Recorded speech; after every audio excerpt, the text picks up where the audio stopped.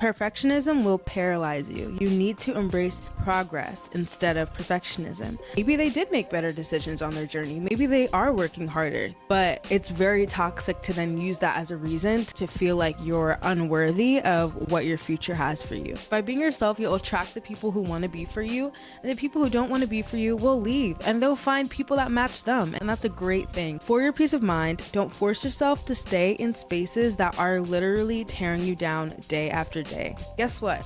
There is no perfect moment. It's either you start or you don't. It's either you try or you don't.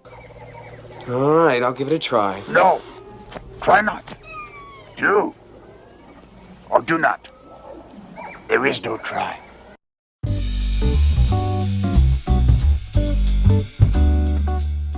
Hi beautiful, and welcome back. I am so happy to have you here. If you don't know, my name is Jaazy, and I cannot believe that this year is already almost over. I don't know what year you're watching this, but going into the next year, there are some things that we just cannot take with us. And so we're going to talk about 24 things to leave in 2024. Now, to be fair, a lot of these things are a work in progress. It's kind of those things that every year you work to let them have less and less of a hold over your life. But nonetheless, we got to bring them to mind. We have to focus on those things to leave behind so that you can have the year of your dreams. So, number one, you're going to hear this in every advice video, and you should, because it's so important. Self-doubt.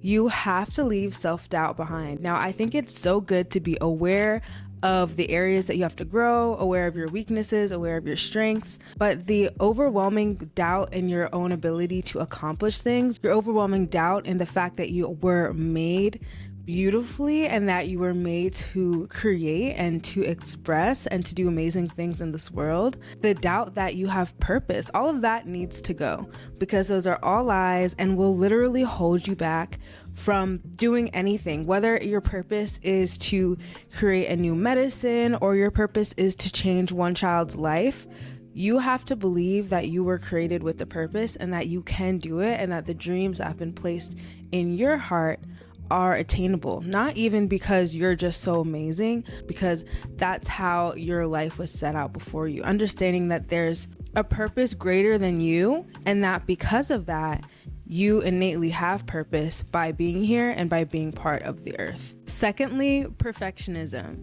Now, this kind of goes hand in hand with the last one. It's good to be aware of your weaknesses. We all have them, but because of that, whenever we try to do things, it's impossible to do it perfectly. Perfectionism will paralyze you. You need to embrace progress instead of perfectionism. As you're doing things, the goal is just to get better over time, not to be perfect the first time you do it. I mean, if things were perfect the first time we did it, that would kind of be boring. Like, there wouldn't be awards for most improved or best, because everyone would be the best. And that's just not how the world works. So let yourself be free to make mistakes.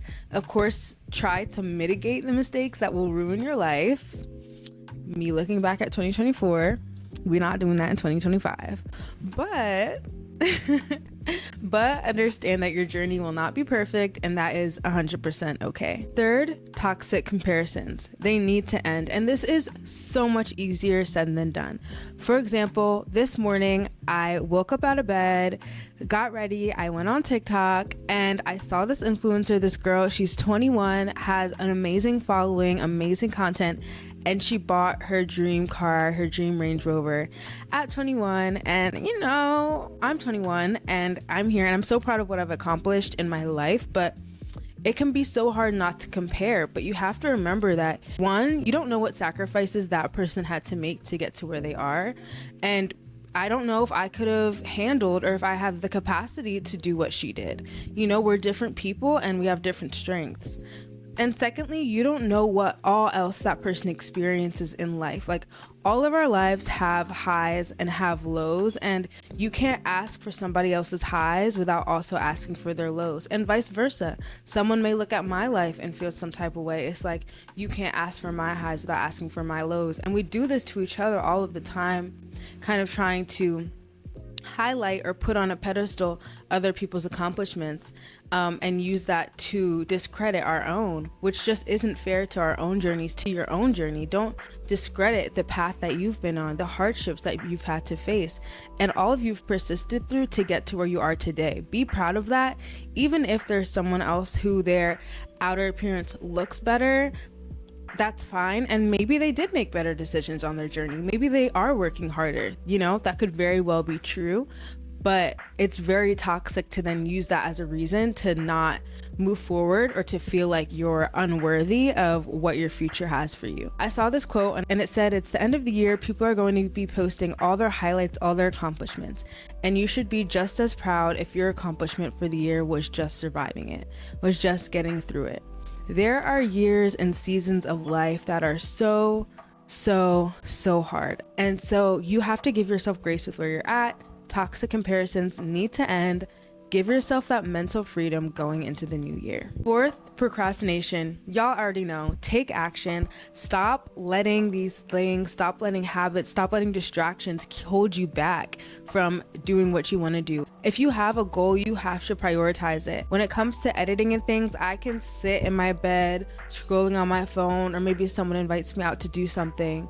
But if I know I need to get something done, I have to be able to say no to those distractions and focus on the task at hand. We only have one life. Once a second passes, you can never get it back. Procrastination is essentially intentionally choosing to delay your dreams. You could intentionally choose to act in your purpose, to walk in your purpose, but instead you're intentionally choosing to hold that off for later. And I don't know about you, but that doesn't sound very nice. I would rather be walking in my purpose right now, or at least learning and striving towards understanding my purpose. So procrastination, gotta leave it in the last year. And with that is number 5, a lack of boundaries.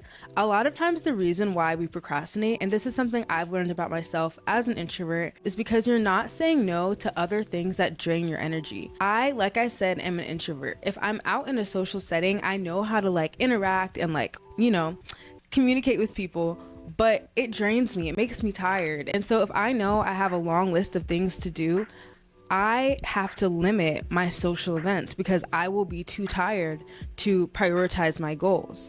And whatever that looks like for you, make sure that you're instilling boundaries. When it comes to relationship, a new boundary for me, 1, I'm not texting nobody first. If you are trying to come into my life and get to know me, I'm not about to be going out of my way. I think it's good to let men do what men are supposed to do. And that's just me, my mindset. It's okay to have a different one. Boundaries are so important when it comes to relationships. Friendships, also really important. I think for me, it's been a lot of introspection in how can I make sure I'm respecting my friends' boundaries? I know my friends want to build, they have things to prioritize.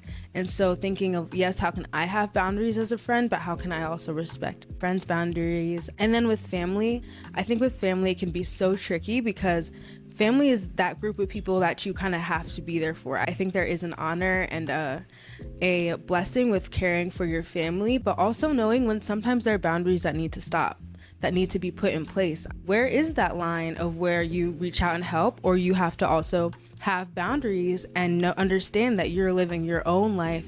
You can't live someone else's life for them. So that's just a few examples, but all of these things will help you lead a better year in 2025 and go into the year with less hindrances, less things blocking you from your purpose and from what you really deserve to experience in this life. Number 6, fear of failure. I think that this is a big one. It kind of ties back to that perfectionism type of thing, but you have to be understanding that as you're going into new spaces, trying new things, you are going to fail. There are sometimes I'll come out of conversations and I'll be like, why did I even say that? I literally failed at communicating in this time. And you learn from it, you move forward, you do better next time. And with that, number 7, comfort zones. If you stay in your comfort zone, you may be able to avoid that fear of failure, but you'll also never experience anything more. When you have a comfort zone, kind of think of it as the limit. I know people used to play Fortnite a lot,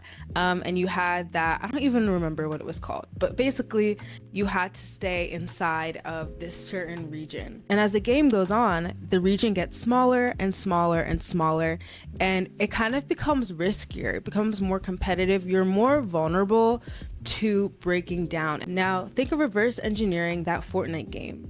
Going backwards, every time that you expand that circle, there's more things to see, more things to explore, more loot to get, more opportunities, and just more experiences. And so very important to step out of your comfort zone in the new year. Number 8, I already touched on this with the boundaries, but toxic relationships.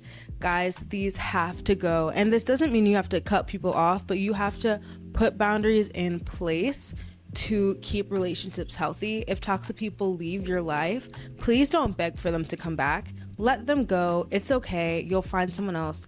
Think of all of the heartbreaks, the friendship breaks that you've had throughout your life and how you got over it. You found someone new.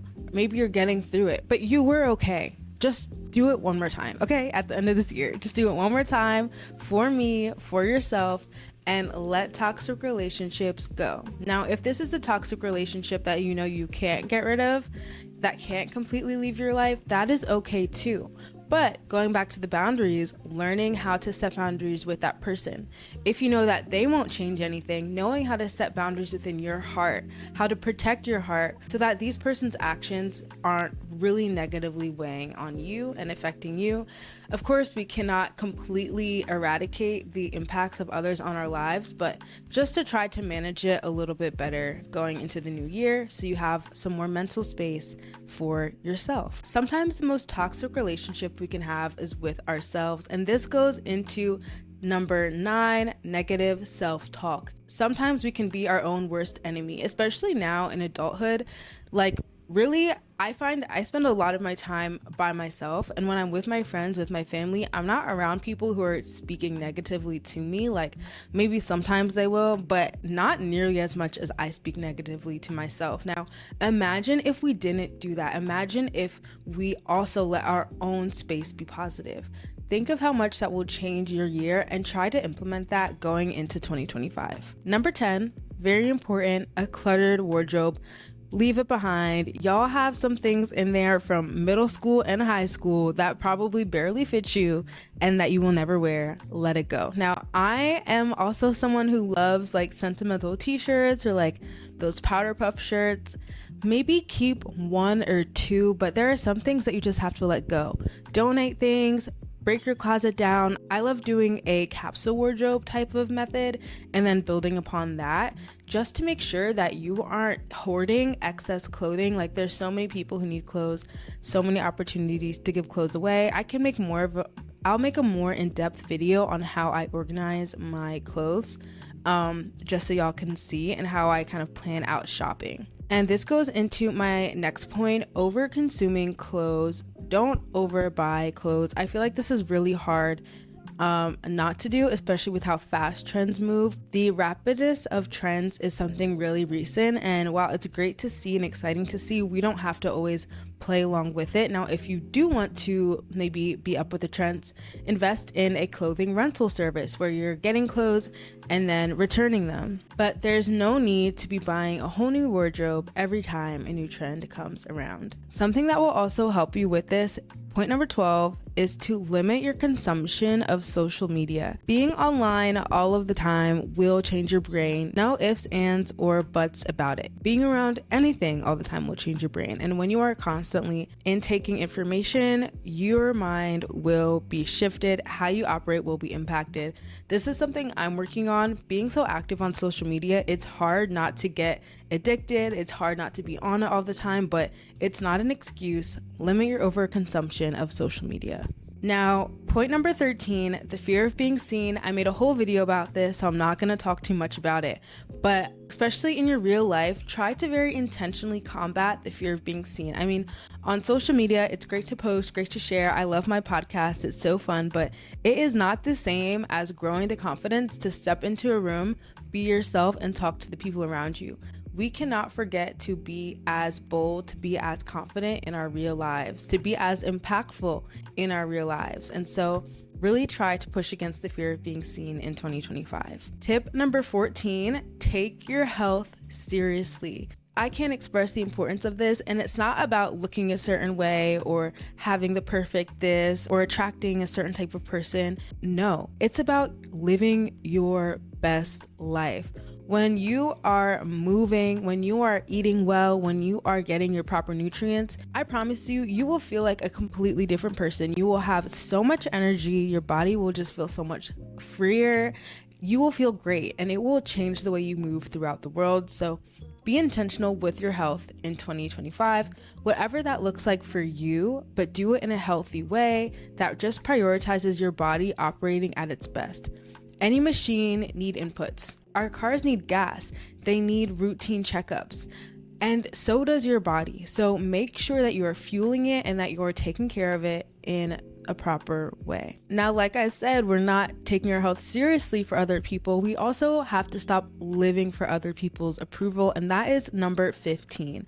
Stop living for other people's approval. This is really hard for me. I think that especially when it comes to like my family and peers, I'm like, I hope that they like what I'm doing, you know? But like, you just have to stop doing that. There are always going to be people who don't like what you're doing, and there are going to be people who love what you're doing. But by being yourself, you'll attract each group. By being yourself, you'll attract the people who want to be for you, and the people who don't want to be for you will leave, and they'll find people that match them. And that's how the world works, and that's a great thing. Sometimes living for other people is kind of self-sabotage, because not only does it inhibit you from being yourself, but it also brings people into your life that you probably won't even genuinely enjoy. But by being yourself, I promise you there's other people that will appreciate you and relate to you much, much better. Number 16, imposter syndrome. This is similar to that toxic comparison. When you let those negative thoughts into your life, you can start to become insecure, and that insecurity can lead you to thinking and start walking into spaces already with the mindset that everyone else is better than you, which just isn't true. People might have different strengths than you, but I bet you have a strength that they don't have. And so be aware of the things that make you you, and prepare to walk into spaces eyes open to the beauty of the people around you, but also understanding that that doesn't take away from yours. Now, number 17, waiting for the perfect moment. Guess what? There is no perfect moment. It's either you start or you don't. It's either you try or you don't. All right, I'll give it a try. No, try not. Do or do not. There is no try. There's no in between. There's no perfect timing. I mean, things end up coming out in the way that they're meant to, but you just have to jump all in, and you can start slow. But whatever that thing that came to your mind was when I said there's no perfect moment, just start walking towards it. I mean, pray about it. Make sure it's really what you have peace doing, but just do it. Number 18, consuming negative content. Now, this one can be a little bit controversial just because people have different ideas of what this is. Now, for me, this means changing the kind of music I listen to. This means not watching all the trending TV shows. If something is primarily negative or just toxic or speaking about women or men in a very bad way, I will limit how much I listen to it. Now, there's some artists, some love songs that I still love listening to that aren't the best, but am I listening to it all day, every day? No. And as far as TV and content I consume, that I really try to keep positive and aspirational to what I want my life to be. And I find that it helps me to keep an overall positive mindset, and just to keep even my reactions to things and to the world around me pretty positive and in a space that I want them to be. Tip 19, we talked about this when it comes to clothing, but also with the rest of our lives, mindless consumerism.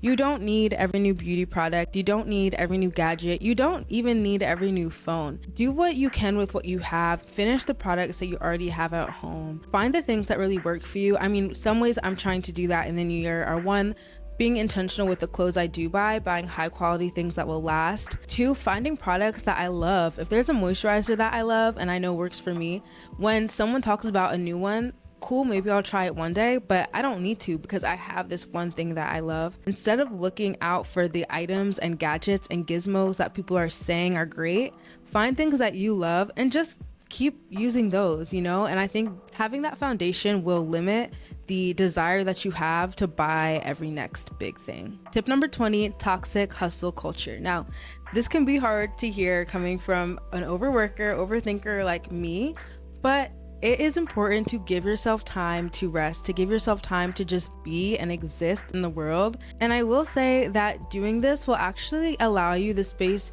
to recharge, refresh, and do better when you are executing. Work smarter, not harder. Learn to prioritize, rest, and have balance in your life. Tip 21, don't stay in toxic spaces. If your job is crazy, if your boss is insane, please leave. For your peace of mind, don't force yourself to stay in spaces that are literally tearing you down day after day. And like we said before, this also goes for the people around you that are in your life. Tip number 22, judging others. Now, this kind of does relate to the judging others' success toxic comparison, but I just think in general, judging others is such a drain of energy. Gossip, all of those things, leave them in 2024. I understand there are some situations where you do have to talk about it with like friends and some crazy things happen, so I get it. But as a general habit, really limit the amount of energy you're spending talking negatively about other people. Like, you just don't want to be putting that out there. Honestly, also, like, why is your mind in that space? Like, don't allow your mind to sit in a headspace where you are always judging others, because I promise you, when someone actually does you dirty, when someone actually hurts you, you are not going to be able to get it off your mind, because you've already trained yourself to be frustrated with other people's downfalls. And so when something actually bad happens, it is going to rock you and you're setting yourself up for failure. Number 23, and this is the fear of money, the fear of finances. Now, this is a very personal topic, a very sensitive topic, so definitely take what you like, leave what you don't, but don't let fear dictate your financial situations. It can be so scary to take risks, to try new things, to try letting credit work for you, to try learning how to invest. It is scary, it is risky, especially if you were raised with a lack mindset. But whatever that looks like for you, take that next step in your financial journey to continue growing year after year. We don't want to stay the same, we want to grow every year. And lastly, tip 24 of things to leave in 2024 is old, outdated goals. Sometimes we just can't let things go. And there are some goals that we used to have that just don't make sense anymore. I used to want to be able to bench squat like 360 pounds. That goal doesn't make sense for me in 2025 because while I'm prioritizing health, I'm not specifically prioritizing spending that much time in the gym to get to that goal. There are some goals that you might have to let go to make room for the new desires, the new interests, the new passions that you have. Especially as we go through life, we find out more about ourselves and our purpose. It's so important to reevaluate the goals that you have and to make sure that they're really still aligned with where you want to be. I promise you it's okay to evolve and let things go. That doesn't mean you're a failure. That doesn't mean that you should have done it and you didn't. Like, put that energy into something new. It will be so worth it. Well, I hope that y'all enjoyed this video. I know that it was a little bit longer, but hopefully it was encouraging. I'm excited to leave these things all the way back in this year and to go into 2025 with a little bit of a new mindset, having reevaluated my goals, cleansed out my space, learning to maintain boundaries and healthy relationships with the people around me, the people that I love. And I'm ready to go into the new year with y'all, taking one step closer towards our purpose, our goals, and who we were made to be. If you enjoyed this video, don't forget to like, comment, subscribe, all the things, and I will see you next video. Bye.